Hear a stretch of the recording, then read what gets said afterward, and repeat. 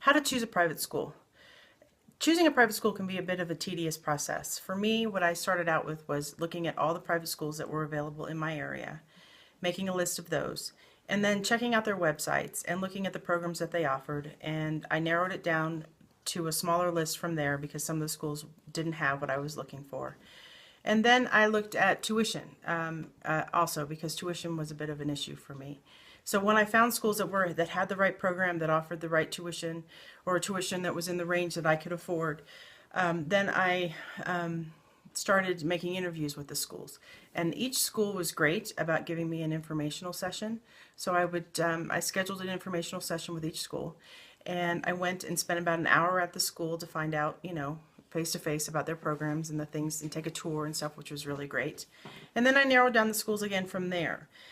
Once I got down to about a list of about 5 schools, I scheduled my kids for shadow days, which are days where you can literally take your kid to school for the day. They spend the day at the school, or maybe even just a half day, and they can see what it's like to go to that school. And then from there, once we did that, we sat down as a family and we talked about it, and we narrowed our schools down to the ones that we wanted to apply to, and then ultimately the ones we wanted to send them to.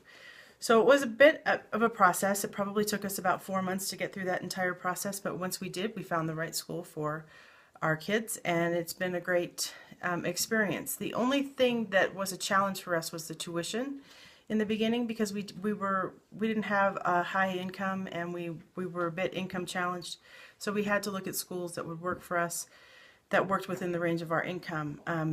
And so that was a challenge. Nowadays, that's not a problem anymore, because I started an internet business at the time, because I needed to supplement my income if my kids were going to go to private school.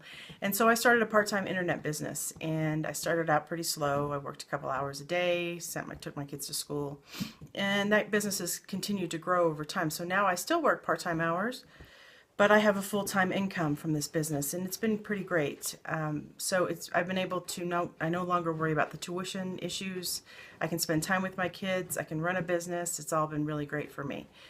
And I know that's not what you came here for, but if you find yourself in a situation where you're looking to send your kids to private school, and you're also a bit income challenged like I was, it might be worth your while to check out what I'm doing. I have a website. It's topshelfdreams.com, and on that website you'll see a video that will show you exactly what I'm up to.